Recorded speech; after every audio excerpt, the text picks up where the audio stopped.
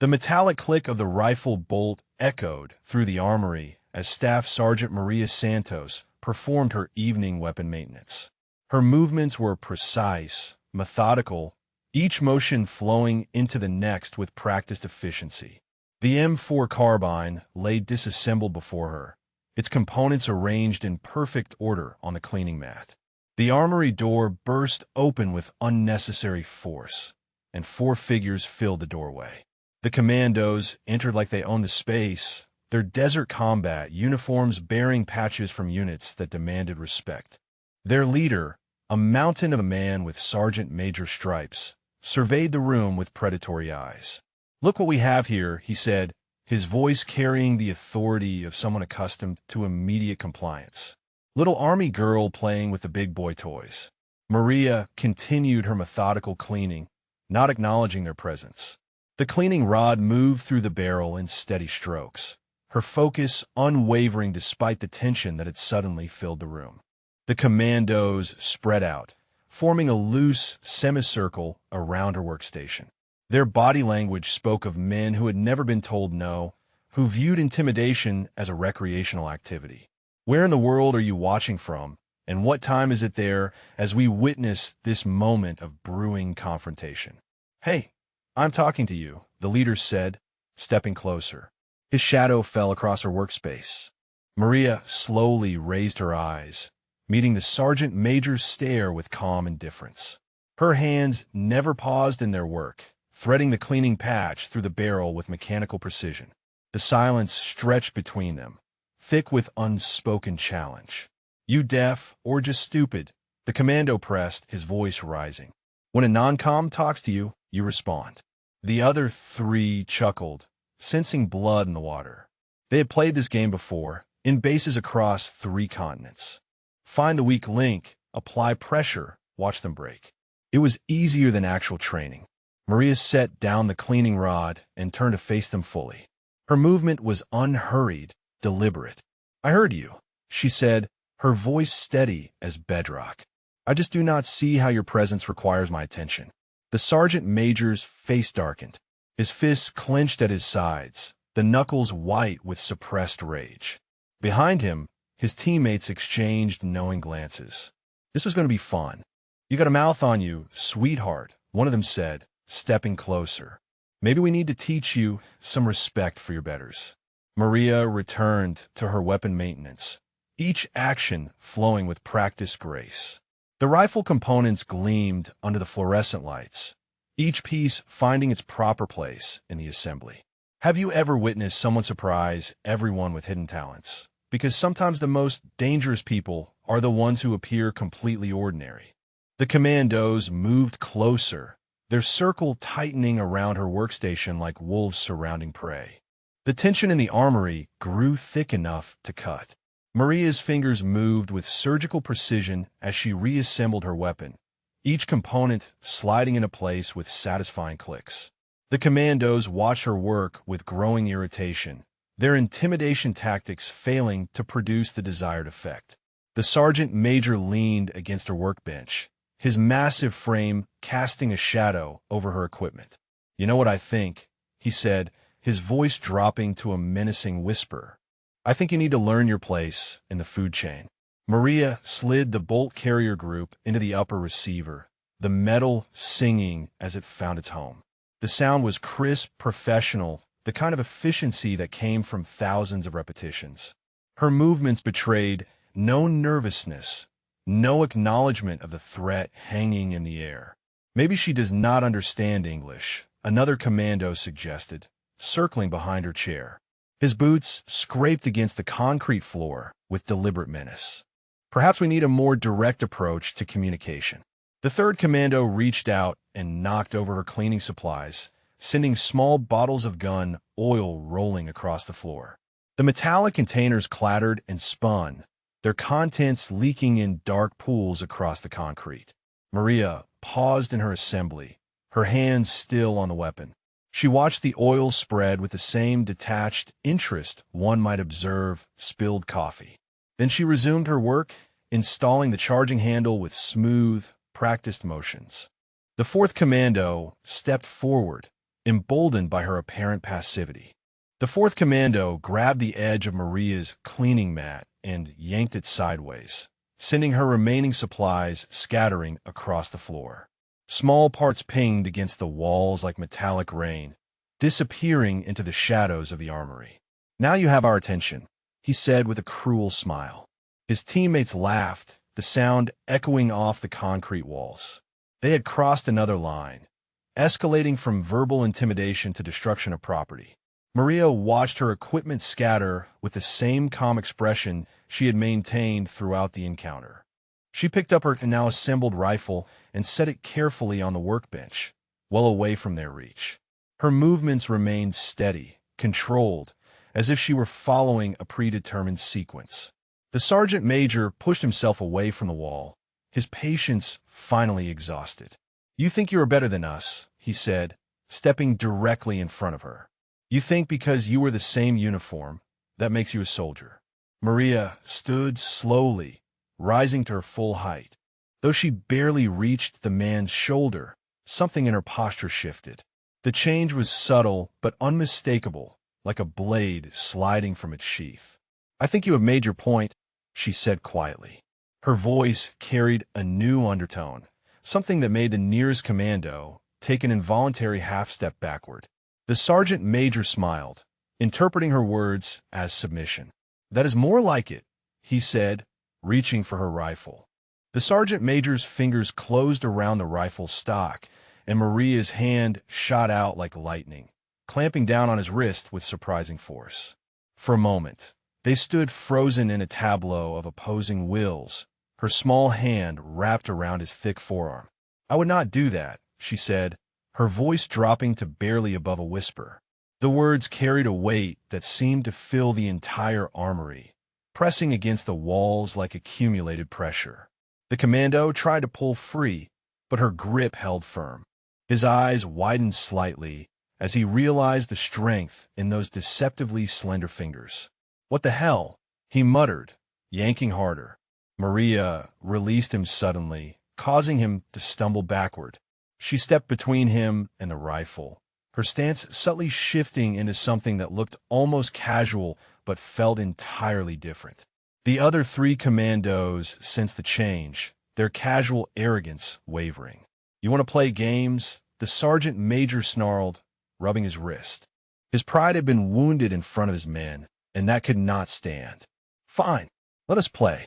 He lunged forward, reaching for the weapon with both hands. What would you do if you were in this situation, when respect must be earned through strength rather than words? Maria moved like water flowing around a stone, her body shifting just enough to avoid his grasp while her hands found their target with surgical precision.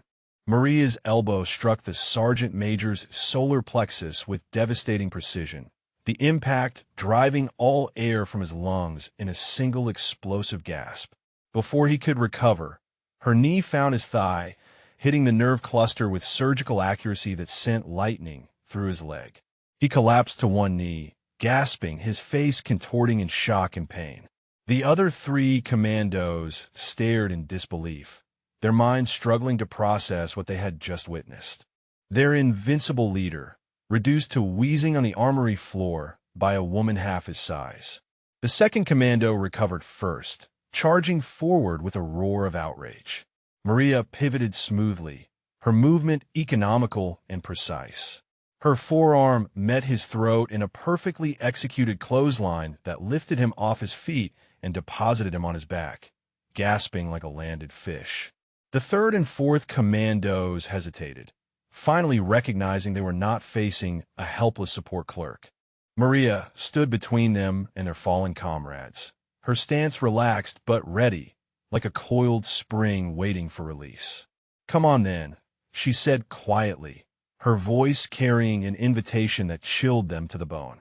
Her hands hung loose at her sides, but every fiber of her being radiated controlled violence. Have you ever seen someone this calm in the middle of a fight? Because true warriors find peace in the storm of combat. The remaining two looked at each other, uncertainty replacing their earlier confidence. The third commando made his decision, pulling a tactical knife from his belt with practiced speed. The blade gleamed under the fluorescent lights as he advanced, holding it in a reverse grip like he had been taught in close-quarters combat training.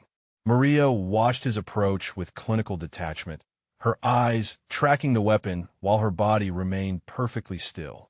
When he thrust forward, she moved like smoke, her hand intercepting his wrist while her body flowed around his attack. The knife clattered to the floor as his arm bent at an impossible angle, followed immediately by his scream of agony. Maria released him and stepped back, letting him cradle his dislocated elbow against his chest as he sank to his knees beside his companions. The fourth commando backed toward the door, his earlier bravado completely evaporated. His hands were raised in a gesture of surrender, his eyes wide with the kind of fear reserved for encounters with apex predators. "I am done," he stammered, his voice cracking. "We are done here." Maria nodded slowly, accepting his surrender with the same calm efficiency she had demonstrated throughout the encounter. She walked to her workbench and picked up her rifle, checking it for damage before slinging it across her shoulder. This reminds us that everyone has hidden depths, skills that only surface when a moment demands absolute truth. The armory fell silent except for the groaning of the defeated commandos and the steady breathing of the woman who had dismantled them with surgical precision. The armory door burst open again, this time admitting a flood of personnel drawn by the commotion. Base security rushed in first, followed by curious soldiers who had heard the disturbance echoing through the corridors. They stopped short at the scene before them. 4 elite commandos lay scattered across the floor in various states of defeat. The sergeant major clutched his ribs, still struggling to breathe normally. The second commando remained flat on his back, staring at the ceiling in dazed confusion. The third cradled his dislocated arm, tears of pain streaming down his face. Only the fourth stood upright, pressed against the wall like he was trying to disappear into it. Maria stood calmly beside her workbench, her rifle slung properly across her shoulder, her uniform barely wrinkled. She might have been waiting for morning formation rather than standing over 4 incapacitated special operations soldiers. "What happened here?" demanded the base security chief, his hand resting uncertainly on his sidearm. His eyes moved between the fallen commandos and the composed woman who showed no signs of having been in a fight. "They took my rifle," Maria said simply, her voice carrying the same steady tone she had maintained throughout the encounter. "I disagreed with that decision." The gathered personnel exchanged glances, trying to process the impossible scene. Elite commandos did not get defeated by support staff.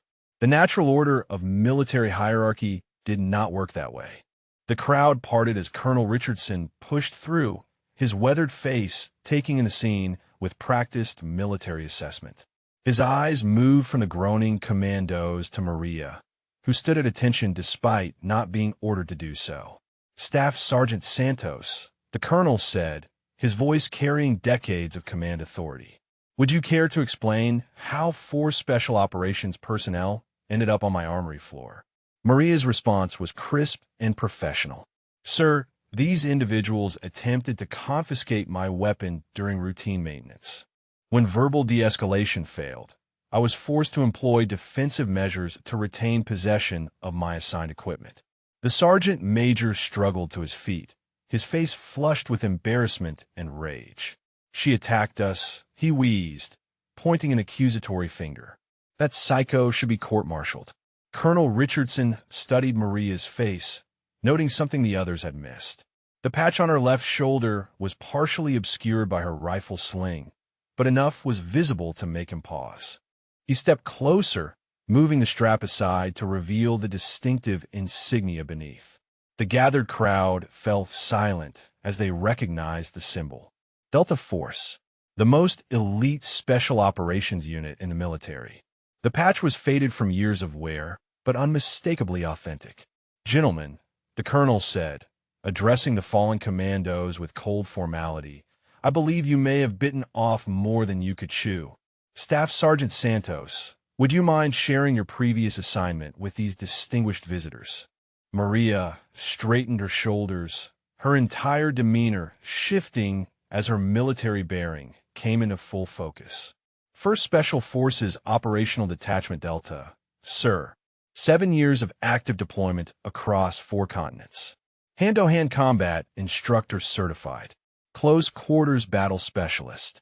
The words fell like hammer blows on the assembled crowd. Delta Force operators were legends, ghosts who moved through the most dangerous places on Earth and emerged victorious. The woman they had dismissed as ordinary support staff was one of the most elite warriors in the world. The sergeant major's face went pale as the implications sank in. He had tried to intimidate someone who had survived operations that would have killed him 10 times over. His teammates stared at her with newfound understanding, their earlier arrogance replaced by something approaching reverence. That explains the efficiency, Colonel Richardson said with grim satisfaction. Gentlemen, you just learned why we do not judge books by their covers. Staff Sergeant Santos, are you injured? No, sir, Maria replied. Standard defensive procedures were sufficient to resolve the situation without permanent damage to personnel. The crowd of onlookers began to murmur among themselves, sharing this moment with others who needed to witness true strength revealed. Word would spread through the base like wildfire. The quiet woman in the armory was not what she seemed. Share this with someone who needs to hear this story, because sometimes the most dangerous people are the ones who never need to prove it. The sergeant major struggled to his feet, his earlier arrogance replaced by grudging respect. He approached Maria slowly, his movements careful and deliberate.